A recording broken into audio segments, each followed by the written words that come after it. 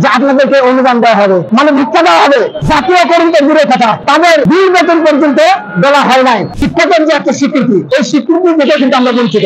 আমি আপনাকে গুরুত্বপূর্ণ প্রশ্ন করেছেন যে আমাদের দাবি দেওয়া গুলো কি ছিল, এখন পর্যন্ত আমাদের দাবি দেওয়া মেনে নেওয়া হয়েছে কিনা, এবং সরকার মহোদয়ের পক্ষ থেকে আমাদেরকে সুস্পষ্ট কোনো ঘোষণা দেওয়া হয়েছে কিনা। বিষয়টি এরকম যে আমরা দীর্ঘ 40-41 বছর ধরে স্বতন্ত্র মাদের সাথে চাকরি করছি। যে চাকরি করার ভিতরে আপনারা এখানে লক্ষ্য করতে পারছেন যে আমাদের অনেক শিক্ষকের দাবি কিন্তু পেতে গেছে, দাবি পেতে গেছে, তাদের বয়স হয়েছে, এবং অনেক শিক্ষক কিন্তু তারা কবরে চলে গেছেন। এবং আমার বাবা 70 বছর চাকরি করে তিনিও কবর চলে গেছেন। আমার চলছে আজকে কিন্তু 12 বছর।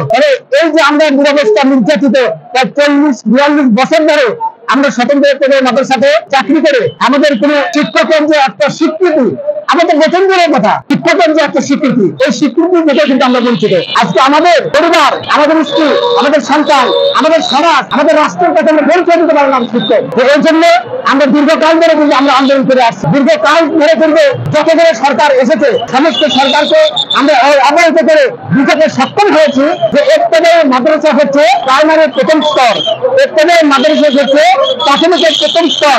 এই প্রথম স্তরে আমাদের যে বিষয়বস্তু পড়ানো হয়, এই পড়ানোর মধ্যে এখানে গণিত, এরপরে হচ্ছে ইংরেজি, এরপরে সমাজবিজ্ঞান, বাংলা সাহিত্য, আদার্স, এখানে ইসলামিক যে 3টা বিষয়, অর্থাৎ প্রাইমারিতে যে পড়ানো হয় তার থেকে আমাদেরকে 3টা বিষয় সাবজেক্ট কিন্তু বেশি পড়ানো হয়। মানে এখানে প্রাইমারি দ্বারা আজকে জাতীয়করণ হয়েছে। মূলত কিন্তু বাংলাদেশে আগে প্রাইমারি ছিল না, মূলত কিন্তু আমাদের মক্তব সিস্টেম মাদ্রাসা চালু ছিল। কিন্তু সরকার মহোদয় ধীরে ধীরে করে 5,000 কাজ করে দিয়ে তখন প্রাইমারিকে আজকে জাতীয়করণ করেছে 126,000।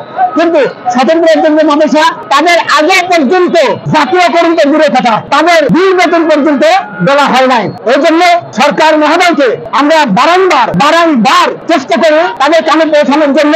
আমরা রাষ্ট্রের সমস্ত কাজ বুঝিয়ে দিই, এবং আমরা আমাদের ট্যাক্স দেই, আমরা ভ্যাট দেই, এবং আমাদের পরিবার ফ্যামিলি যারা আছে তাদের পক্ষ থেকে ট্যাক্স দিয়ে সরকারকে সহযোগিতা করে।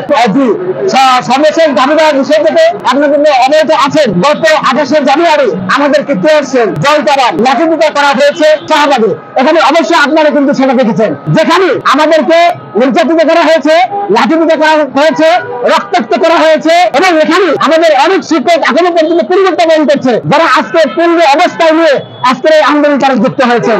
কিন্তু সেখানে আমাদেরকে পর্যায়ক্রমে জাতীয়করণ ঘোষণা করা হয়েছে। আজকে মাঝে মধ্যে বলেন যে আপনাদেরকে অনুদান দেওয়া হবে, মানে ভিক্ষা দেওয়া হবে, এরপরে মাঝে মধ্যে বলা হয় আপনাদেরকে এমপিও দেওয়া হবে। আরে ভাই, আমরা জানাতে চাই আমরা তো শিক্ষক, আমাদের যে সার্টিফিকেট আছে, আমরা যে শিক্ষক মানে লেখাপড়া করেছি, আমাদেরকে বক্তব্য নাই যে আপনি কি বলছেন, আপনি জাতীয়করণ ঘোষণা পর্যায়ক্রমে করে আমাদেরকে বলছেন আপনাদেরকে ভিক্ষা দেবো, অনুদান নামক ভিক্ষা।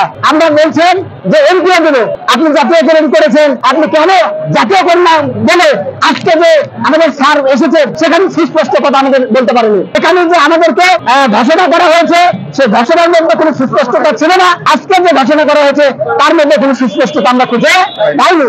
যার কারণে আমাদের শিক্ষকগুলো খুঁজবে এরা 42 বছর ধরে নির্যাতিত, এবং 42 বছর ধরে তারা এখানে অবস্থান কর্মসূচি পালন করছেন।